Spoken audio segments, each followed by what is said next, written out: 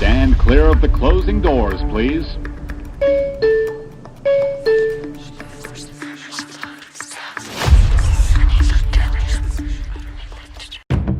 Es un problema económico, porque la carrera de veterinaria es de las más caras para la universidad. O sea, la carrera de veterinaria no cualquiera la puede abrir, y más como la tenemos nosotros, que está certificada y reconocida a nivel mundial, ¿ok?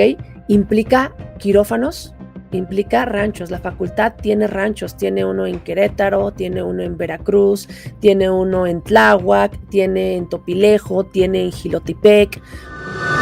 Es como decir que el dueño del desierto se quedó sin arena, así, esa paradoja tan grande que tenemos de este lado. Entonces, aprovechamos este espacio para hacer un llamamiento a usted que es administrador público, que usted que es director general de recursos materiales, director general de recursos financieros, secretario de Hacienda y todo el sector conexo, a que no le teman a la inversión pública, señores, y menos a la inversión pública en educación, porque, bueno, pues es el motor de este país, ¿no? Entonces, hay que invertirle.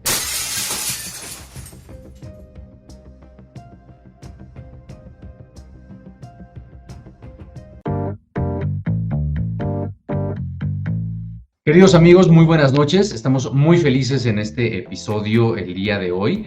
Gracias por escucharnos en donde sea que nos escuchen, en sus vehículos, en sus trabajos, en su casa, en su oficina. Les damos una muy cordial bienvenida, y este día estamos de gala también porque nos acompaña la maestra Laura Patricia Sánchez Gutiérrez. La maestra Sánchez Gutiérrez tiene una larga trayectoria en economías pecuarias. Ella tiene un posgrado en medicina veterinaria y zootecnia por la Facultad de Medicina Veterinaria de la UNAM, y también tiene la licenciatura en medicina veterinaria y zootecnia. Estimada Laura, ¿cómo estás? Buenas noches. Hola, ¿cómo están? Mucho gusto saludarte. Por supuesto que estoy feliz de esta invitación. Para mí es un honor estar acompañándolos. Y bueno, pues, ¿qué te cuento? Bueno, mucho que contarte más bien, así que tú dime. Mucho que contarnos, mucho que contarnos. A ver, platícanos un poco, Laura, cómo llegas a esta industria, al sector de la veterinaria, qué te trae acá. Entendemos que también trabajas con temas de tecnología, y es que en México, bueno, tenemos mucho trabajo en el sector veterinario, y además tú tienes una gran experiencia en todo lo que tiene que ver con la economía pecuaria. Platícanos un poco de tu experiencia en México, porque, como sabes, este programa está diseñado para aquellos jóvenes que están empezando su carrera profesional o que están eligiendo hacia dónde se van a decantar en su vida académica, y la intención de esta clase de espacios es que ellos puedan tener más herramientas para poder elegir, pues con mucha más conciencia y con mucha más visión del futuro. Por supuesto. Ay, pues fíjate que en el área de economía pecuaria entré ya en la parte académica en la UNAM, que es donde doy clases. Doy clases de administración. Actualmente doy clases de administración a veterinarios que ya están en noveno semestre, o sea, ya un semestre de ser totalmente profesionistas, ¿de acuerdo?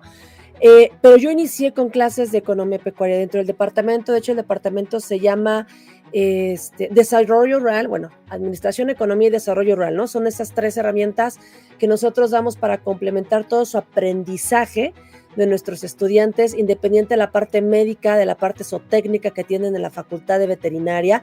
Y por supuesto, tenemos que darles estas herramientas porque al ser estudiantes de la máxima casa de estudios, tienen mucha responsabilidad, ¿no? Este aspecto en el cual deberían y deben y tienen la obligación de salir a ser líderes de proyectos. No cualquiera tiene ese conocimiento, el tener el acceso a toda esa información, tiene que salir como para crear proyectos. Entonces, justo, ¿cómo entré en este espacio?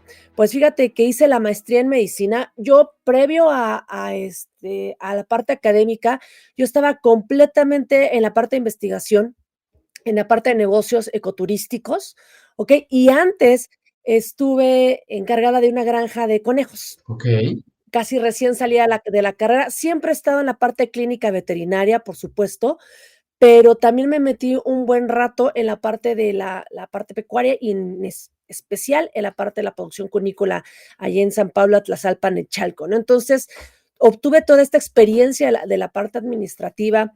Luego hago la cuestión de la medicina con tortugas marinas, porque así es mi carrera. O sea, mi carrera es maravillosa. Te puedes dedicar a 1000 cosas en el ámbito veterinario, ¿no? Pero me di cuenta, pues, que salvar tortuga por tortuga y estar en una granja de producción como que sentía que me quedaba corto. Entonces, pues mi maestro, mi tutor de la maestría me dice: "Oye, Lau, ¿me ayudas a dar la clase de economía pecuaria?". Y yo dije: "Sí, como que sí se me da, sí me gusta". Ya tuve la experiencia, no es que yo salí de la facultad y luego hice la maestría y todo, no.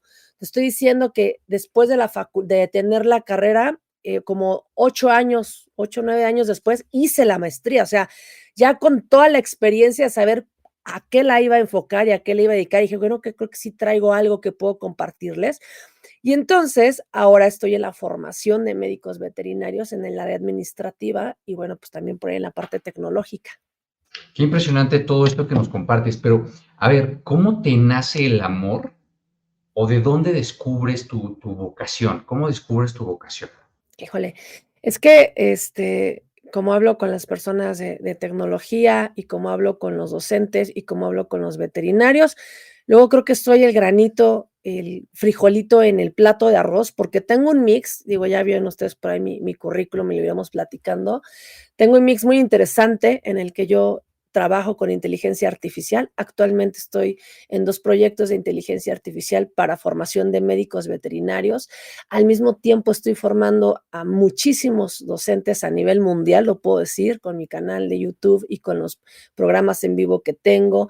O sea, estoy en la parte de educación, pero también no he dejado el área veterinaria, ¿no? El área veterinaria, en la parte de mi propio negocio, en la cuestión veterinaria también la tengo y por supuesto porque el campo es un espacio sumamente importante para nuestro país, la cuestión de la producción agropecuaria realmente es un tema importante a nivel no solo nacional, sino a nivel mundial, quieran o no, los y las veterinarias les proveemos de alimento al mundo, ¿no? Entonces, Por supuesto. de ahí que tengo, pues, todo como un bagaje que he ido formando, en el cual no he dejado completamente el área veterinaria, pero sí me he estado, metiendo un poquito más justo a la formación de profesionales. Y a la parte de la tecnología, ¿no? Que nos decías un poco. A ver, platícanos un poco de la parte de tecnología, porque muchas veces desde el desconocimiento pensamos que cuando hablamos de veterinaria o de medicina veterinaria implica trabajar literalmente en un espacio donde se cuidan perritos, gatitos, en alguna colonia de la ciudad, o trabajar directamente con caballos en una granja. Y me parece que la visión que tú hoy ofreces y que es en la que trabajas es mucho más amplia que eso. Claro. Platícanos cómo se integra la tecnología, la administración, cómo nos da de comer los veterinarios al mundo. Sí, no, en efecto. Justo cómo ve a un veterinario depende de quién sea, ¿no? O sea, no es lo mismo cómo piensa en el precepto que tiene mental alguien que está en el campo y piensa en un veterinario y lo ve al lado de una vaca, y alguien que está en la Ciudad de México y lo ve curando un perrito, ¿no? O alguien que está en las zonas, por ejemplo, ecoturísticas y los ve haciendo trampeo para llevar monitoreo de las diferentes especies. De verdad que la carrera de medicina veterinaria es hermosa, no es porque la haya estudiado y la haya elegido, ¿no? Pero es sumamente amplia, o sea, los y las veterinarias trabajan, pues básicamente, digo, me tardaría muchísimo explicar exactamente todo lo que se hace, pero piensa que básicamente toda la alimentación que llega a tu plato en origen animal y detrás hay un o una veterinaria. Ahí. Siguiente punto, si hablamos de la salud, detrás de las vacunas y medicamentos hay veterinarios que estuvieron trabajando en el testeo, pruebas, ¿no? De parte de biotecnología, desarrollo de nuevas técnicas moleculares para el diagnóstico. O sea, el área veterinaria es sumamente amplia, ¿no? Podemos decir incluso que detrás de incluso la ropa que es de piel, ¿no? Porque es de origen Ujú. animal, hasta detrás de la ropa hay veterinarios en esa piel que se tuvo que cuidar o se tuvo que tener mucho cuidado para que llegara a un nivel de calidad que pueda ser de un nivel para el uso de la moda, ¿no? Por ejemplo, entonces, Guay, o sea, en COVID puedo decirles que justo quienes comenzaron y tuvieron un gran avance en las vacunas contra COVID fueron grupos de veterinarios. El laboratorio en México que se desarrolló para la vacuna de COVID estuvo en la Facultad de Veterinaria. O sea, es muy amplio, vaya, si alguien está escuchándonos, alguien joven y quiere estudiar veterinaria, yo le recomiendo que no crea que solo, si está en la ciudad, que no crea que solo son perros y gatos, y que si está en el campo, pues que no crea que solamente es la parte de la producción de ganadería, ¿no? Sino que va más allá, lleva una amplia gama de conocimientos, un espacio muy amplio en el cual podrían decidir, y sí es importante que si vas a estudiar veterinaria, pues te orientes por completo, ¿no? Para poder tomar ese tipo de decisiones, que es sumamente importante porque puedes impactar a muchas personas desde el espacio veterinario. Pues a ver, en México somos 125 millones de personas que este país alimenta todos los días, ¿no? Desde los huevos de granja hasta, pues no sé, la leche. Yo me imagino que todos los productos animales pasan por una cadena Todo. donde un veterinario es responsable, ¿no? Exactamente, o sea, es sumamente importante desde la miel que llega, porque también estamos en la apicultura, las carpas que se producen, los camarones que se producen, la leche, todos sus derivados, quesos, cremas, toda la parte de lácteos, todos los embutidos. ¿Qué te cuento? ¿No? No, bueno, es que todo, o sea, no hay un espacio que no tenga que ver con la alimentación donde un veterinario no juegue un papel fundamental en esto. A ver, en México, ¿qué tanta tradición, qué tanto tiempo tenemos trabajando profesionalmente con la industria del procesamiento de alimentos donde los veterinarios están participando? Digo, todos los escuchas son muy jóvenes, pero hace 50 años este país era diferente. Hace 50 años en este país las cadenas de producción no estaban tan controladas, no teníamos la marca México, no teníamos calidad suprema. ¿Cómo se va dando esta transformación, Laura, que hace que cada vez más los médicos veterinarios sean indispensables en nuestra cotidianidad? Y antes de continuar y permitirte que nos contestes, permíteme presentarte al analista. El analista que viene entrando al estudio en este momento, bienvenido analista, te presentamos a Laura. ¿Cómo estás? Hola Sombra, ¿cómo estás, Laura? Bienvenida. La verdad es que me da gusto haber llegado a tiempo, más vale llegar a tiempo que ser invitado, dicen por ahí. Estaba escuchando tu participación y la verdad increíble. Traía un dato por aquí que actualmente en el mercado mexicano hay alrededor de 80,000 médicos veterinarios o tecnistas. Pareciera un número pequeño, pero en la realidad es bastante lo que hacen, ¿no? Como nos estaba diciendo la Sombra. Y bueno, te dejo para que respondas lo que estaba Pues cuestionándote sí, la Sombra. desde siempre, ay sí, voy a ser muy orgullosa, ¿no? Los veterinarios hemos sido importantes porque antes éramos sumamente importantes incluso para el único medio de transporte que había. Los albeitas eran encargados de los caballos y eran sumamente importantes las guerras para mantener, ¿no? Estas bestias, ¿de acuerdo? Vivas, sanas y que cuidan, o sea, importantes hasta para la guerra. En la actualidad, bueno, pues en el México, bueno, en el mundo más moderno, en la parte de la investigación, cuando se comienza a notar que la producción de alimentos es sumamente importante en un mundo creciente, ¿no? Crece la población y que se requiere que la productividad sea más eficiente. Estamos hablando que cuando una vaca producía antes 10 litros, 15 litros, ¿no? Ahora una vaca te está produciendo 40 litros, te está produciendo muchísimos litros al día.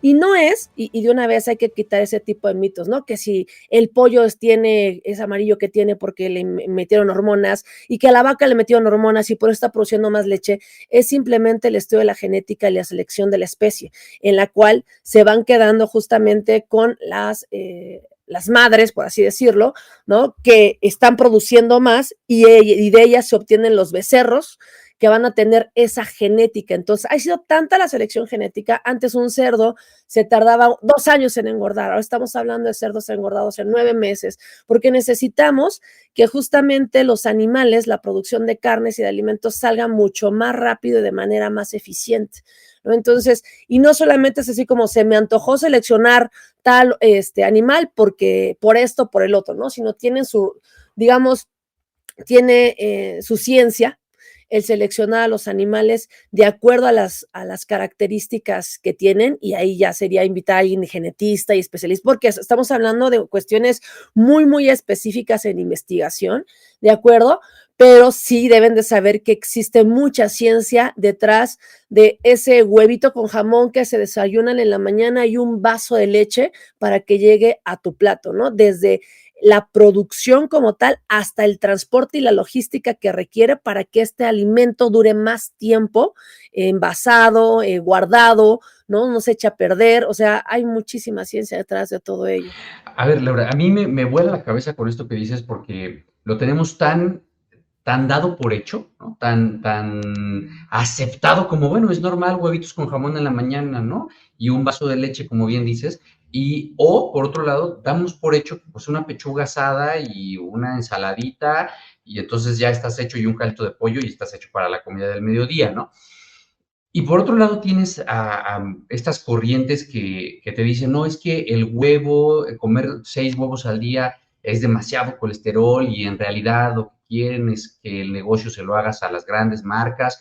Y por otro lado, el pollo y las grandes compañías que se encargan de producir, no vamos a decir marcas acá, pero que se encargan de producir pollo en Claro. cantidades gigantescas, en realidad los llenan de hormonas, y es lo que hace que la pechuga crezca, porque una pechuga de ese tamaño no es normal, y la pechuga que llega a México en realidad es la pechuga que no quisieron en Estados Unidos y que tiene meses congelado. Y, o sea, hay todo un discurso, ¿no? Detrás de esto.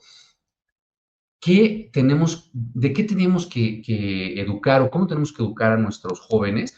Pues para que puedan entender que tener el pollo congelado en una cadena controlada es un avance tecnológico, y es lo que nos permite sostener la producción, para que los precios no sean incontrolables, por ejemplo.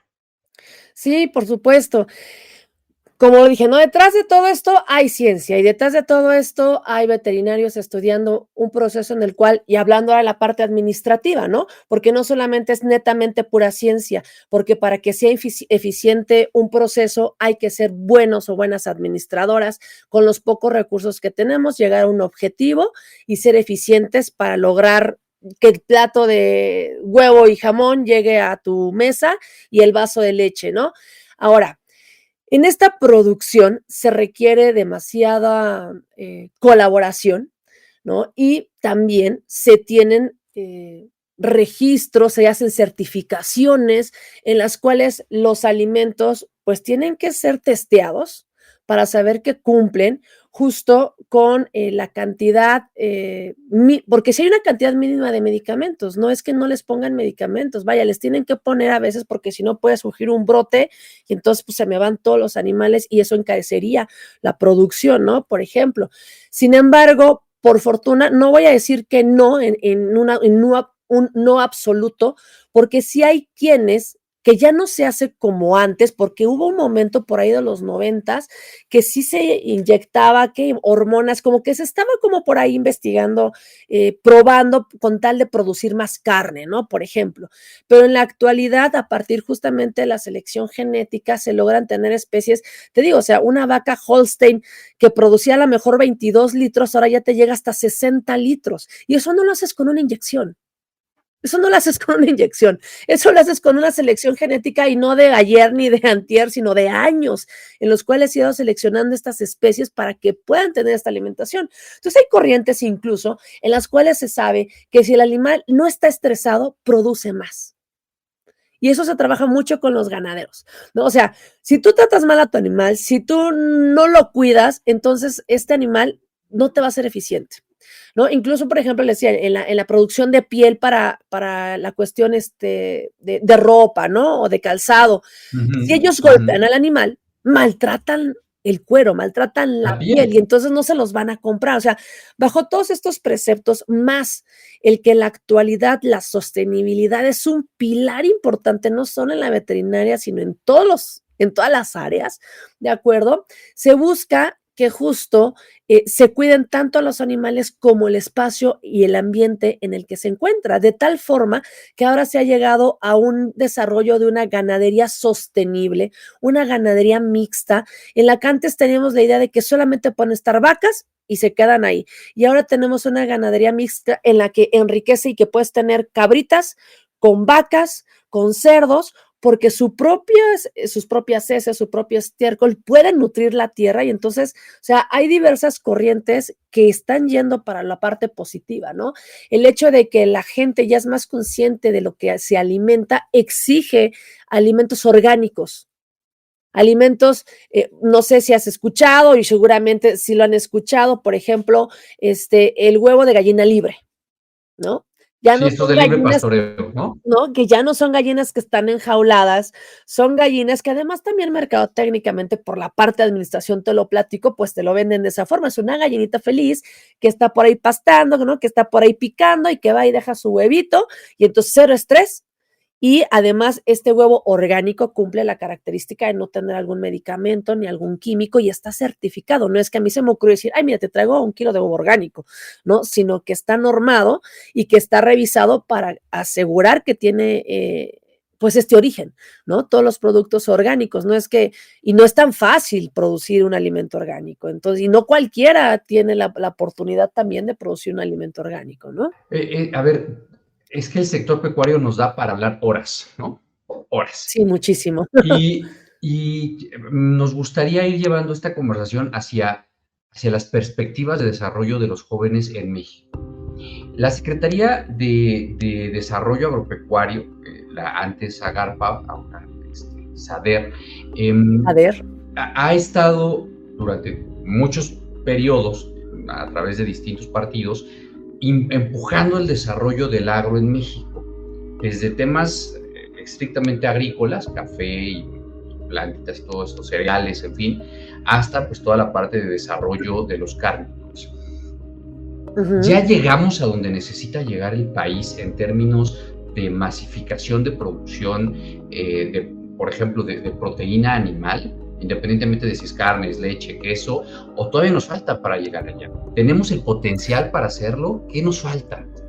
Fíjate que ahí es muy específico, ¿vale? O sea, si hablamos de cerdo, por ejemplo, somos alguien que exporta cerdo de muy buena calidad, ¿no? Pero también tenemos que estar importando otras proteínas. Si hablamos, por ejemplo, en productos, te digo, pecuarios, por ejemplo, de la miel, ¿no? Que entra dentro de estos, estamos en el top 10 de quienes exportan miel y no de cualquier calidad, porque los alemanes piden una miel súper, ¿no? Entonces, depende del sector, tendríamos que estar análisis, porque como dices, o sea, hablar de esta cuestión agropecuaria es muy amplia y entonces ahí tendríamos que irnos con cada especie, ¿no? Porque tomando en cuenta que, como te lo dije hace rato, camarón, carpa, trucha, conejo, vaca, cerdo, o sea, un montón de proteína o de productos agropecuarios pueden entrar dentro de esta pregunta que tú me estás haciendo, ¿no? O sea, no hemos llegado, depende de cuál. Ahora, lo que sí, y hablando y dirigiéndolo a la parte de los jóvenes, ¿no? El desarrollo en México del campo, pues es sumamente importante. O sea, somos un país megadiverso, somos privilegiados por la zona geográfica en la que nos encontramos, ¿no? Tenemos una gran responsabilidad con la sostenibilidad porque somos el 5.º lugar en megadiversidad, ¿de acuerdo? Si no tenemos el concepto de megadiversidad, esto significa que solo 12 países albergan el 70% de la diversidad de la vida en el planeta y somos el top 5. Unidos México, jóvenes, escuchen esto que acaba de decir. Número 5, pero también hay una situación que está pasando con mis veterinarios que se van al campo y es la violencia. Lo tenemos que decir. Entonces, quieren desarrollar proyectos, pero terminan a veces amenazados, ¿no? Bueno, no me gustaría mucho tocar también esa parte, es muy difícil, muy delicada. No, pero lo podemos tocar, o sea, a ver, Laura, es que eso lo tenemos que decir a los jóvenes, porque si mañana les decimos emprendan y entonces vayan por un crédito y entonces hipotequen lo que tengan o pidan un préstamo bancario, vayan a FIRA y pidan un préstamo bancario con tasa baja, ¿cuánto tiempo van a poder sostener ese emprendimiento en condiciones de seguridad? Sí, es complicado. Igual, nuevamente nos vamos por zonas, ¿no? Y entonces hay que analizar en qué espacio, en qué espacio y en qué especie lo podremos aplicar así, ¿no? Vas a desarrollar este negocio, ¿no? Porque también, o sea, les digo, somos, por ejemplo, en la cuestión de apicultura, somos como, estamos en el top 10. Y entonces luego me dicen, sí, doctora, yo quiero hacer un negocio y exportar miel. Sí, pero tú crees que con 100 kilos de miel ya te vas a exportar. No, tienes que tener una producción de toneladas y unas características específicas. Entonces no creas que mañana ya empiezas a exportar, ¿no? Y además tipos de mieles, o sea, estamos hablando de, incluso hasta ahí podemos hablar hasta del tipo de, si es miel melipona, si es, o sea, hasta de las especies de abeja que hay en México, ¿no? Y todos los tipos de miel que podemos producir. Entonces, es en general, yo abordaría este punto en el futuro de jóvenes para impulsarlos en el proyecto del área veterinaria. Quiero, y decirte nombres perdón, números en los que yo estoy viviendo en la actualidad, ¿no? En la Facultad de Veterinaria, ¿ok?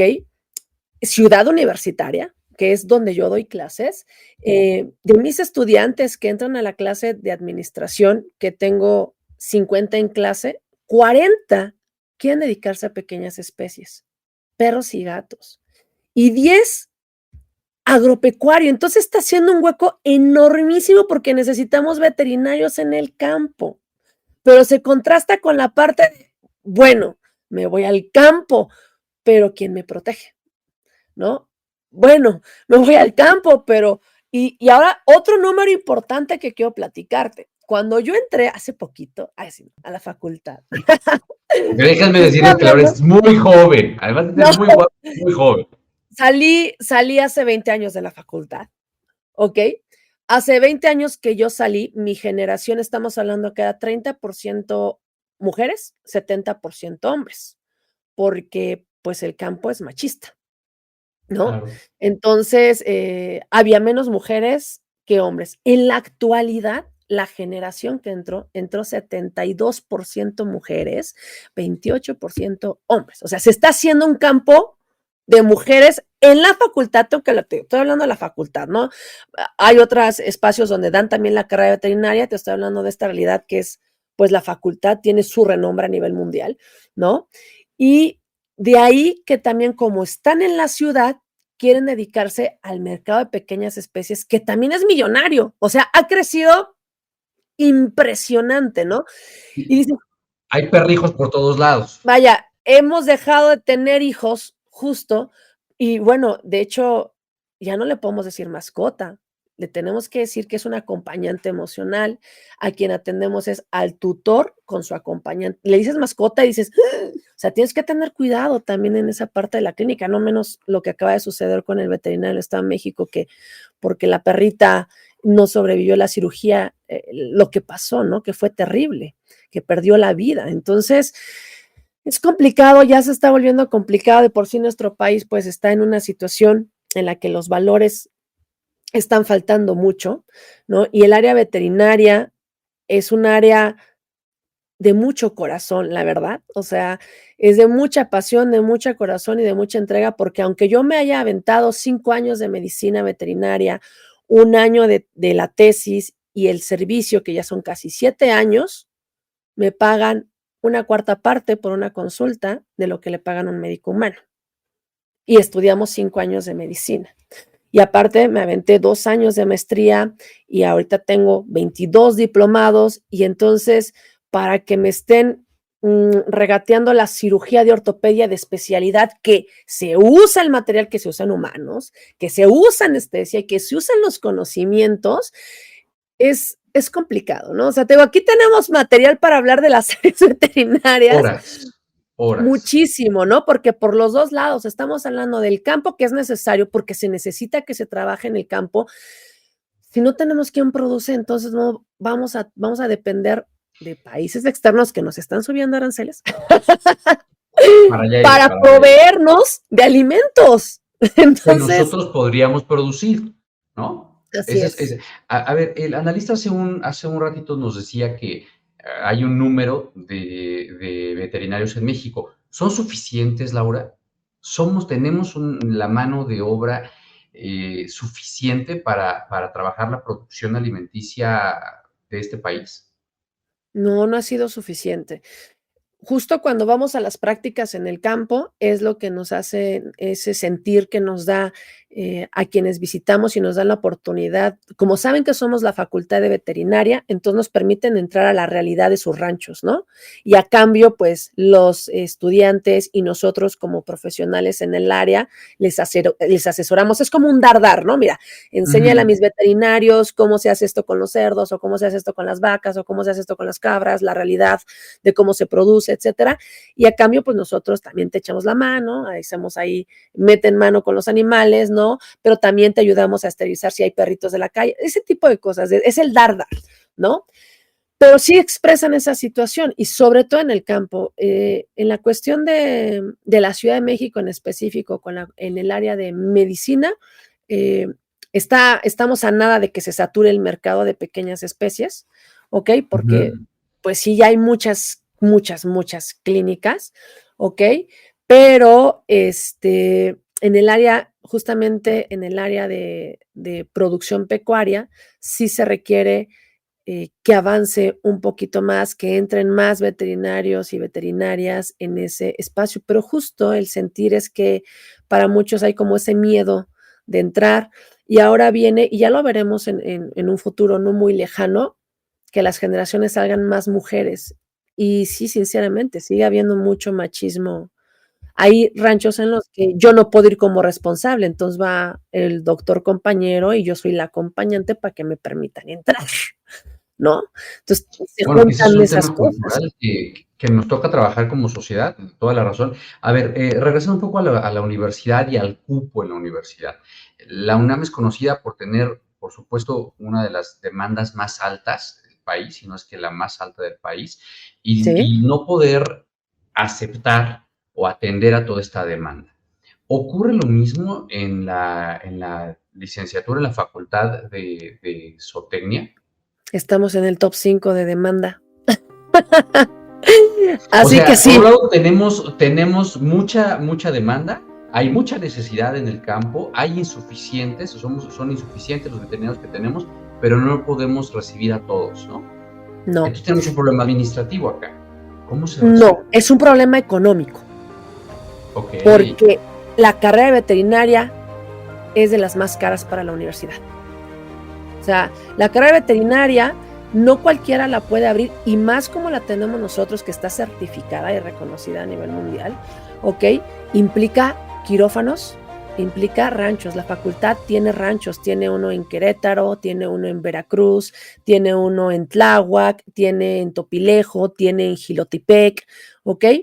Y tienen diversas especies, ¿no? La de ovinos, de creo que caprinos, en de Huitzilac cerdos, también tienen de uno, ¿no? vacas. ¿En dónde, perdón? En Huitzilac, en Morelos. También, sí. En Morelos tiene Ujú. otro. Entonces, eso es mantenimiento, ¿no? De ahí. Luego estamos hablando que tiene sus hospitales. La facultad tiene su hospital de aves, tiene el hospital de equinos, tiene el hospital de perros y gatos, tiene el hospital de fauna silvestre, tiene la atención, ya hay atención de etología para pequeñas especies, es como el psicólogo de por qué mi perro ataca y que los llaman, diríamos al psicólogo de perros y gatos, tiene la parte etológica. Luego tiene también la cuestión de inocuidad, prevención, medicina preventiva, la parte de investigación, la parte biotecnológica, microbiología, virología, patología, o sea, a veces pensamos que son perros y gatos, ¿y por qué no aceptan a más? Es bastante la inversión que se requiere, ¿no? Los salones están a tope y están todos ocupados. No es que digas, ay, nos sobran salones y aceptamos otro grupo y ya. También la parte docente o la parte académica, ¿no? Que tenga, esté capacitado para atender a esta comunidad.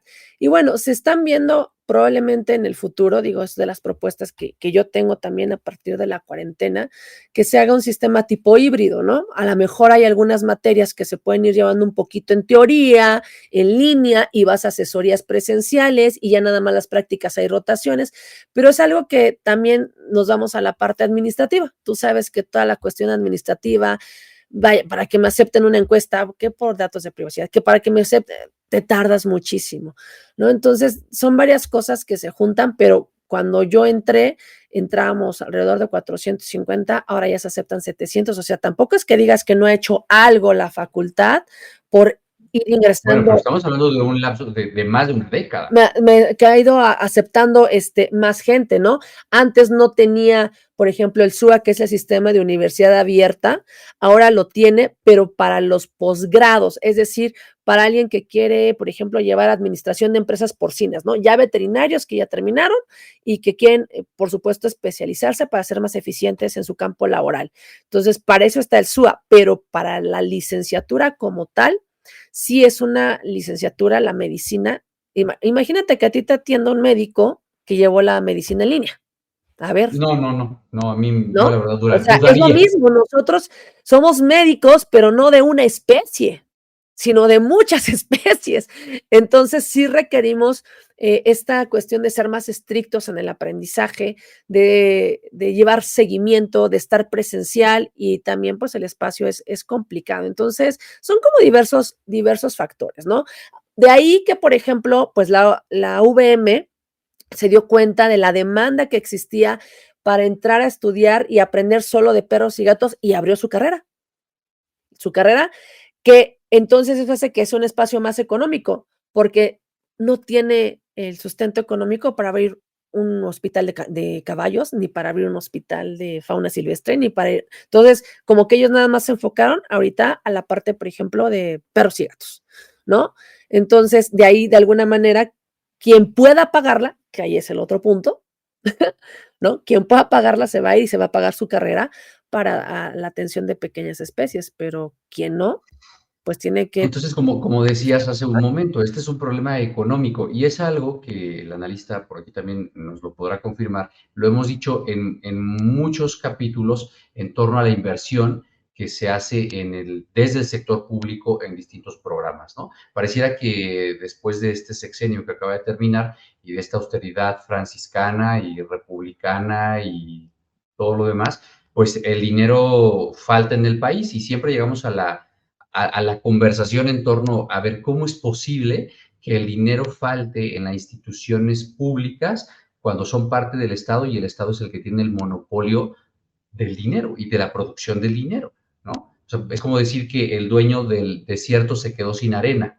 así, es esa paradoja tan grande que tenemos de este lado. Entonces, aprovechamos este espacio para hacer un llamamiento a usted que es administrador público, que usted que es director general de recursos materiales, director general de recursos financieros, secretario de Hacienda y todo el sector eh, conexo, a que no le teman a la inversión pública, señores, y menos a la inversión pública en educación, porque, bueno, pues es el motor de este país, ¿no? Entonces, hay que Sí, invertirle. Tenemos, sobre todo tenemos porque una no tarea nada más pendiente ahí, es la Laura. UNAM, ¿no? O sea, yo doy clases en CONALEP de ciencias, ahí lo doy por pasión, mera pasión, porque del salario no vivo, ¿no? Yo soy producto de la educación, y se lo digo a mis estudiantes, soy producto de la educación pública. Si no existiera la educación pública, no estaría donde estoy. Y la forma en la que yo le regreso esas becas que me dio para poder llegar a donde estoy y tener este escalamiento económico vertical gracias a mis estudios, es estar dando clases ahí, ¿no? Y ahí se parece todavía más, todavía más de que tienes carreras de informática con Pentium 2, ¿no? O sea, ya cuando estamos en inteligencia artificial. Entonces, sí, no es nada más justamente pues la parte de la universidad y así podrás, y luego dicen, es que ¿por qué hay marchas de maestros?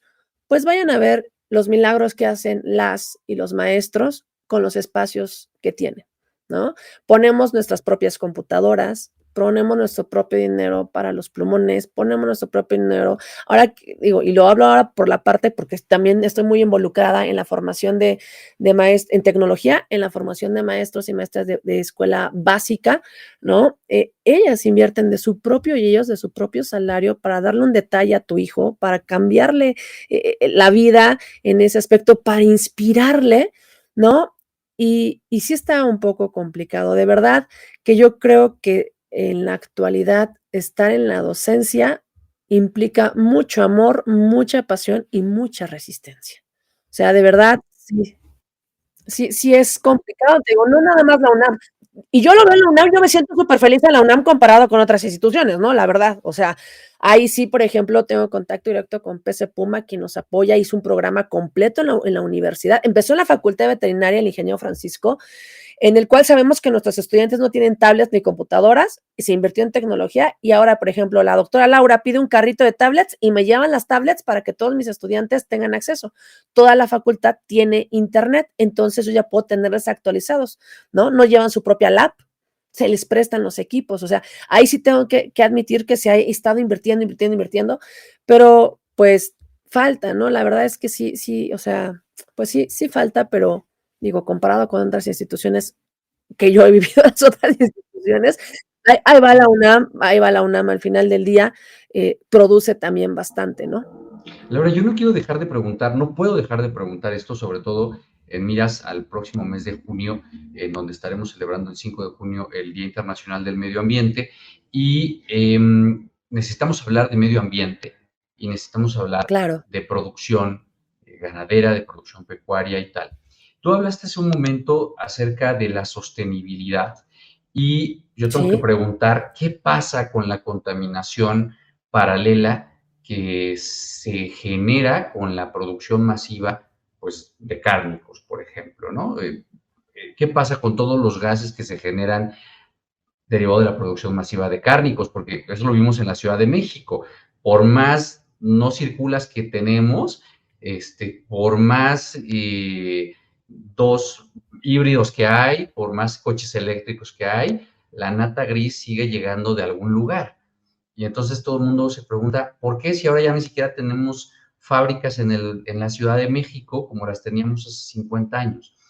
Y una de esas respuestas es, ¿qué está pasando con la contaminación que genera la producción de cárnicos? muy bien. Es importante tomar en cuenta, am, voy a hablar de la clase que trabajo de ecología para que entendamos sustentabilidad y sostenibilidad, ¿ok? Un auto eléctrico, estamos hablando que es en un proceso sustentable, toma en cuenta el medio ambiente, toma en cuenta la economía y toma en cuenta la sociedad, pero no es sostenible porque no todos tenemos acceso a un carro eléctrico. O sea, aunque me digas que ya hay más carros eléctricos, en realidad, ¿cuántos vivimos en la Ciudad de México y cuántos vienen con sus carros del Estado de México a la Ciudad de México? Ujú. O sea, y en proporción, en realidad, no es que digas, es que ya hay suficientes carros eléctricos para que no haya contaminación. Lo estoy diciendo porque también esta situación no es que todo se vaya a la ganadería ni a la producción, porque incluso justamente en la facultad, en el departamento, se está haciendo la investigación y todos los trabajos para que exista una ganadería sostenible. Ujú. Que se entienda que estos gases que producen las vacas y la producción de carne y todo, de acuerdo, tenga un menor impacto, que se hace conciencia en la cual no tienes que tirar bosques para meter ganado, que se hace la cuestión eficiente y se incrementa la producción con la parte del manejo genético de las especies, ¿no? Pero lo que sí, y uniéndolo un poquito a lo anterior que decías de qué viene para los jóvenes, y en esta parte en los retos, pues por supuesto viene algo que se llama como la agroecología y producción orgánica, ¿no? La búsqueda de producción de carne o de proteína de origen animal que disminuya este impacto ambiental que se tiene por la producción. Pero es que no nada más quedan los y las veterinarias o en quien produce la carne. Es más, como mexicanos, ¿cuántas veces al día comemos carne? Y que realmente no necesitamos comer carne 3 veces al día. Entonces, esa parte consciente también viene desde mi lado. No me voy a hacer vegana porque mi organismo no es para ser vegano, ¿no? Mi organismo requiere ser omnívoro, ¿no? Tener un cierto porcentaje de proteína de origen animal, pero también hemos abusado del consumo de los alimentos de manera exagerada. No por nada somos uno de los países más obesos del mundo, ¿no? Entonces, es importante no solo dejarle este trabajo a que los y las veterinarias y los zootecnistas, que también los de Chapingo están trabajando mucho en ello, ¿no? Los biólogos, el campo, se dedique a ver cómo produce más con menos, que eso se está trabajando mucho, sino también desde mi espacio, cómo soy consciente de mi propio consumo, ¿no? Ese es importantísimo. O sea, producir 1 litro de, 1 kilo de queso me gasta 5,000 litros de agua. Y ahí se me echa a perder el queso en el refri, ¿no? O sea, producir una hamburguesa, ¿cuántos litros de agua me gasta? Y te echas 2 y luego la otra la dejas y ni siquiera necesitabas comer esa cantidad de carne. O sea, este es un trabajo como sociedad, ¿no? Yo sé que nosotros estamos en esta parte de la investigación, el trabajo en el campo, y que se requiere más carne y que queremos que se consuma más, sí, pero también nosotros, como personas comunes, digamos, que no estamos en esa área del campo, tenemos la responsabilidad de tener un consumo responsable. La ropa, ¿cuánta agua gasta la ropa, no? Los tenis que ahorita están de moda, que me compro unos y nada más los tengo ahí en la pared, que las nuevas generaciones coleccionan tenis, ¿no? Entonces, o que compro ropa desechable, que ahorita justamente los textiles y la ganadería son los principales consumidores de agua, ¿no? Entonces, bueno, pues hay que aprender a comer mejor, hay que cuidar lo que comemos y qué productos estamos consumiendo, hacernos responsables de esos productos. O sea, te digo, yo sé que se tiene que trabajar con la parte ganadería y se está haciendo, pero también como consumidor final tienes una gran responsabilidad, ¿no? O sea, ¿de qué sirve que te laves los dientes y cierres la llave, ¿no? Pero si te estás comiendo tantas hamburguesas y estás cambiando de ropita cada 15 días, pues mejor deja la llave abierta, gastas menos agua que estar haciendo eso. Entonces, es importante esa conciencia y desde la parte académica, te lo digo, en educación básica lo estamos trabajando, porque a lo mejor a ti y a mí no nos tocó esas clases, no sabíamos esto. Claro, claro. Ahora No, y sí, toda, ¿no? toda la Ahora ya razón, está en Laura. el programa de estudios, Toda la razón. ¿no? Mira, ya nos hemos consumido muchísimo tiempo y te pedimos que podamos tener una nueva conversación en torno a todos estos temas que nos apasionan tanto. El analista encontró algunos datos clave estadísticos en el sector que quisiéramos que comparta con nuestro auditorio. Te escuchamos, analista. Por supuesto, la verdad es que esta plática con Laura nos deja mucho que pensar y mucho más querer que investigar. De entrada tenemos que el sector pecuario aporta el 39.7% al Producto Interno Bruto, o sea, no es nada bajo lo que aporta. Según el censo 2019, la producción bruto total de la cría de explotación de animales fue de 11.952 millones de pesos mexicanos. Este Producto Interno Bruto creció en el segundo trimestre de 2024, registró 1.33 billones de pesos, evidenciando un alza de 19.4% respecto al trimestre anterior. Si nos vamos a la superficie dedicada a la ganadería, tenemos que el 56% de la superficie nacional está dedicada a la ganadería extensiva, lo que equivale a 100.89 millones de hectáreas. El número de cabezas de ganado bovino con las que cuenta el país son más de 34 millones de pesos y de las cuales casi la mitad se está destinada a la cría de becerros y producción de leche. Si lo contrastamos contra el dato de cuántos veterinarios hay, pensando que todos se dedicaran solamente a cabezas de ganado, pues tendríamos que 2.2 veterinarios por cada 1,000 cabezas de ganado. No difiere mucho de los 2.4 médicos que tenemos por cada 1,000 habitantes, ¿verdad? Entonces, no nada más en la parte veterinaria estamos mal, sino también en la medicina. Como decimos, todo es dinero. Considerando el tema de educación del que hablaba Laura, hay que recordar que este año nada más el 3.2% del PIB está destinado a educación, cuando las instancias internacionales señalan que al menos entre el 4 y el 6% debería estar destinado a educación. Así andamos. También hablaba del tema de megadiversidad. México efectivamente es la 5 potencia en este rubro, solamente por debajo de Brasil, Indonesia, Colombia y China. Así que tenemos, la verdad es que bastante, solamente hay que saber dónde poner el dinero. Esos serían algunos de los datos más relevantes que hemos encontrado. Y bueno, la verdad es que muchas gracias, Laura, por toda esta información. Nos dejas con más ganas de querer saber sobre esto. Y lo único que te podría preguntar es, bueno, no lo único, hay muchísimas cosas, pero pensando en ayudar a los jóvenes, ¿qué características crees que deba Ok, tener una persona que quiere dedicarse a la veterinaria? primero que nada, empatía. Cualquiera que se dedique a la medicina, aún no sea como tal humana, que se le da prioridad, por supuesto, porque somos humanos.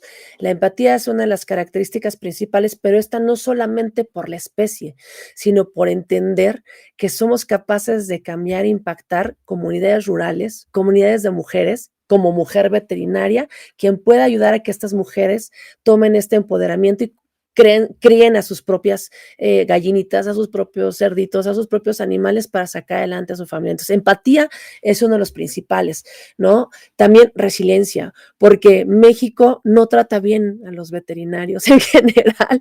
Entonces, hay que ser resilientes, tomar estos pilares de la resiliencia para salir adelante, porque tienen que saber que veterinaria es una de las principales carreras con suicidios.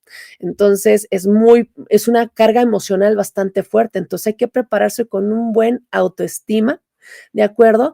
Y les diría que pues por ahí, no sé si ustedes, yo me imagino que tal vez sí conocen Sombra y Analista.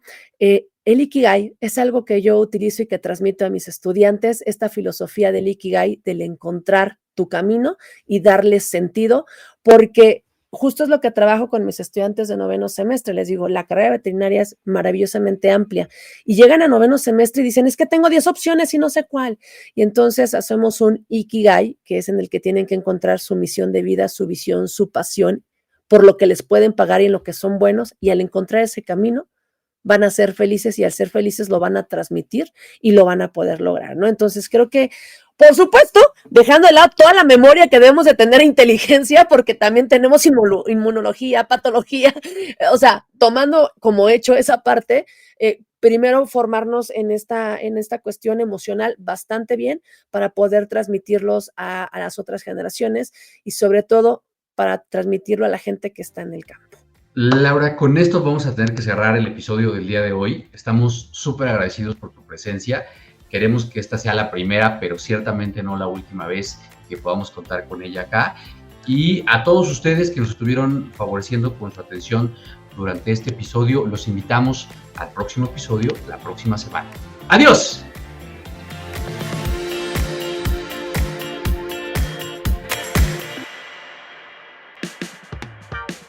Esto fue ANCOP Radio, un podcast de la Asociación Norteamericana de Comunicación y Publicidad. Síguenos para más contenido. No olvides compartirnos en tus redes sociales. Esto fue todo por hoy. Hasta la próxima.